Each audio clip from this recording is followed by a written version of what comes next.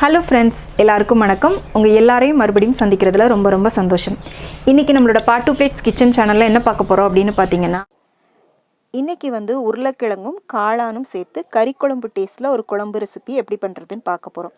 இதை நீங்கள் key rice, pulao இந்த மாதிரி வெரைட்டி ரைஸோடு வச்சு சாப்பிட்லாம். அப்புறமா இட்லி, தோசை, ஆப்பம் இதோடு சேர்த்து சாப்பிட்டாலும் ரொம்பவே நல்லாயிருக்கும். வாங்க இப்போ இந்த குழம்பு எப்படி பண்ணுறது அப்படின்னு பார்க்கலாம்.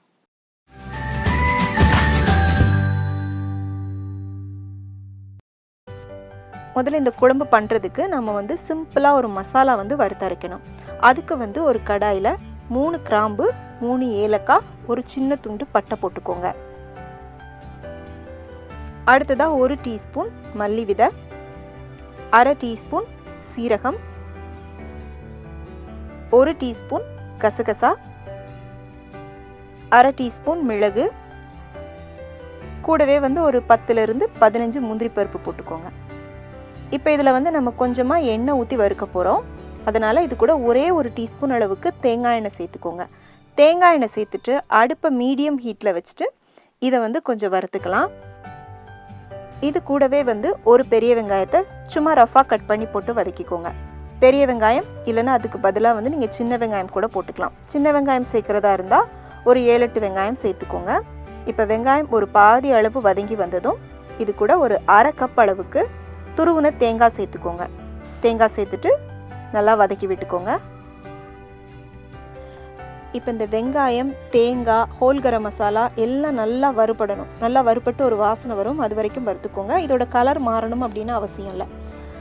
நல்லா ஆற விட்டுட்டு அதை ஒரு மிக்சி ஜாருக்கு மாற்றிக்கோங்க. இது கூட கொஞ்சமாக மட்டும் தண்ணி சேர்த்துக்கோங்க. ரொம்ப சேர்க்க தேவையில்லை. ஒரு 1/2 கிளாஸ் அளவுக்கு சேர்த்திங்கன்னா போதும். சேர்த்துட்டு நல்லா மையாக அரைச்சி தனியாக எடுத்து வச்சுக்கோங்க. இப்போ ஒரு குக்கரில் ஒரு 3 டேபிள் ஸ்பூன் அளவுக்கு தேங்காய் எண்ணெய் ஊற்றிக்கோங்க. தேங்காய் எண்ணெய் வேண்டாம் அப்படின்னு நினச்சிங்கன்னா சும்மா நார்மல் சன்ஃப்ளவர் ஆயில் கூட நீங்கள் ஊற்றிக்கலாம். எண்ணெய் நல்லா சூடானதுக்கப்புறமா அதில் ஒரு 1/2 டீஸ்பூன் அளவுக்கு சோம்பு போட்டுக்கோங்க. கூடவே ஒரு 10லிருந்து 15 சின்ன வெங்காயத்தை தோல் உரிச்சிட்டு அப்படியே சும்மா முழுசாகவே போட்டுக்கோங்க. அடுத்ததாக கொஞ்சமாக கருவேப்பிலை சேர்த்துக்கோங்க. சேர்த்துட்டு இது எல்லாத்தையும் கொஞ்சம் நல்லா வதக்கி விட்டுக்கோங்க. இப்போ சின்ன வெங்காயம் இல்லை அப்படின்னா நீங்கள் பெரிய வெங்காயம் கூட கட் பண்ணி போட்டுக்கலாம். இப்போ இந்த வெங்காயம் ஓரளவுக்கு கொஞ்சம் கண்ணாடி பக்குவத்துக்கு வதங்கி வந்ததும் இது கூட 1 டேபிள் ஸ்பூன் அளவுக்கு இஞ்சி பூண்டு விழுது சேர்த்துக்கோங்க. சேர்த்துட்டு அதோட பச்சை வாசனை போகிறது வரை நல்லா வதக்கி விட்டுக்கோங்க. இப்போ இஞ்சி பூண்டோட பச்சை வாசனை போக நல்லா வதங்கினதுக்கு அப்புறமா இது கூட தக்காளி சேர்த்துக்கலாம். தக்காளி நல்லா பழுத்த தக்காளி 2 தக்காளி கட் பண்ணி போட்டுக்கோங்க. கூடவே காரத்துக்கு நான் ஒரு 2 பச்சை மிளகாய் போட்டிருக்கேன். உங்களுக்கு காரம் ஜாஸ்தியாக வேணும்னா கூட 2 பச்சை மிளகாய் கூட நீங்கள் போட்டுக்கோங்க. போட்டுட்டு இதை நல்லா வதக்கி விட்டுக்கோங்க.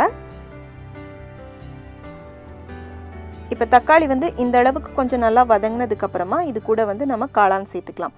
காளான் ஒரு 200 கிராம் அளவுக்கு நான் எடுத்திருக்கேன். காளானை நல்லா கழுவிட்டு இந்த மாதிரி கொஞ்சம் பெருசாக கட் பண்ணி வச்சுக்கோங்க. ஒரு காளானை 4 பீஸாக கட் பண்ணி வச்சுக்கோங்க. அது கூடவே 2 உருளைக்கிழங்கு தோல் சீவிட்டு அதையும் கொஞ்சம் பெரிய பெரிய துண்டுகளாக கட் பண்ணி போட்டுக்கோங்க. இப்போ இதை நீங்கள் லைட்டாக ஒரு 2 நிமிஷம் மட்டும் வதக்கி விட்டுக்கோங்க. இப்போ இதில் உருளைக்கிழங்குக்கு பதிலாக நீங்கள் காலிஃப்ளவர் சேர்க்கலாம், பட்டர் பீன்ஸ் சேர்க்கலாம், பச்சை பட்டாணி சேர்க்கலாம். இந்த மாதிரி உங்களுக்கு விருப்பத்துக்கு ஏற்ற மாதிரி நீங்கள் மற்ற காய்கள் கூட சேர்த்துக்கலாம். இப்போ வதக்கி விட்டாச்சு. இப்போ இதில் ஒரு 2 டீஸ்பூன் அளவுக்கு குழம்பு மிளகாய்த்தூள் நான் சேர்த்துருக்கேன். இந்த குழம்பு மிளகாய்த்தூள் உங்ககிட்ட இல்லை அப்படின்னா 1 டீஸ்பூன் தனி மிளகாய்த்தூள், அடுத்ததாக ஒரு 2 டீஸ்பூன் அளவுக்கு மல்லித்தூள், ஒரு 1/2 டீஸ்பூன் சீரகத்தூள், 1/4 டீஸ்பூன் மஞ்சள் தூள் சேர்த்துக்கோங்க. சேர்த்துட்டு இதே லைட்டாக வதக்கி விட்டுக்கோங்க. கூடவே தேவையான அளவுக்கு உப்பு சேர்த்துக்கோங்க. சேர்த்துட்டு இந்த மசாலாவோட பச்சை வாசனை கொஞ்சம் மாறுற வரை ஒரு 2 நிமிஷத்துக்கு வதக்கி விட்டுக்கோங்க. இப்போ வதக்கியாச்சு. இப்போ நீங்கள் பார்த்தீங்கன்னா தெரியும், இந்த காளான் கொஞ்சம் தண்ணி விட ஆரம்பிச்சிருச்சு. இந்த ஸ்டேஜில் நம்ம ஏற்கனவே வறுத்து அரைச்சி வச்சோம் பார்த்தீங்களா, அந்த மசாலா இதோட சேர்த்துக்கலாம்.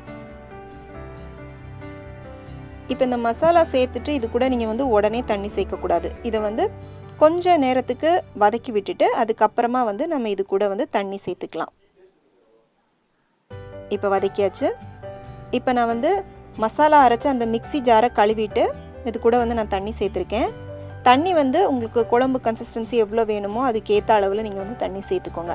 நான் ஒரு 2.5 கப் அளவுக்கு தண்ணி சேர்த்துருக்கேன். சேர்த்துட்டு இது எல்லாத்தையும் நல்லா கலந்துக்கலாம். இப்போ இதை வந்து நல்லா கலந்துட்டு இது வந்து ஒரு கொதி வந்ததுக்கப்புறமா நம்ம வந்து குக்கரை மூடி விசில் போட்டுடலாம். நம்மளோட சேனலில் வந்து காளான் வச்சு நிறைய ரெசிபீஸ் நான் அப்லோட் பண்ணியிருக்கேன். அதுக்கான லிங்க் எல்லாம் நான் உங்களுக்கு கீழே டிஸ்கிரிப்ஷனில் கொடுக்குறேன், செக் பண்ணிக்கோங்க. இப்போ வந்து குழம்பு கொதிக்க ஆரம்பிச்சிருச்சு. இப்போ குக்கரை மூடி விசில் போட்டு அடுப்பை கொஞ்சம் மீடியமில் வச்சு ஒரு 2 விசில் விட்டிங்கன்னா போதும். பாருங்கள், 2 விசில் வந்து ப்ரெஷர் கம்ப்ளீட்டாக அடங்கினதும் நான் குக்கரை ஓப்பன் பண்ணியிருக்கேன். ரொம்ப அருமையாக நம்மளுடைய காளான் உருளைக்கிழங்கு குழம்பு ரெடி ஆயிருச்சு. இதில் வந்து நம்ம ஸ்பெஷலாக மசாலா வறுத்தரைச்சி பண்ணியிருக்கிறதுனால இதோட டேஸ்ட் அப்படியே கறிக்குழம்போட டேஸ்ட்டில் இருக்கும். ரொம்ப சிம்பிளான ரெசிபி, ரொம்ப டேஸ்டியான ரெசிபி. கண்டிப்பாக ட்ரை பண்ணி பாருங்கள். ட்ரை பண்ணிவிட்டு எப்படி இருந்துச்சுன்னு உங்களுடைய கருத்துக்களை எனக்கு கமெண்ட் செக்ஷனில் சொல்லுங்கள். இந்த ரெசிபி உங்களுக்கு பிடிச்சிருந்துச்சு அப்படின்னா உடனே லைக் பண்ணிவிட்டு உங்கள் ஃப்ரெண்ட்ஸ் அண்ட் ஃபேமிலிக்கு ஷேர் பண்ணுங்கள். மீண்டும் வேறொரு வீடியோவில் சந்திக்கிறேன். நன்றி, வணக்கம்.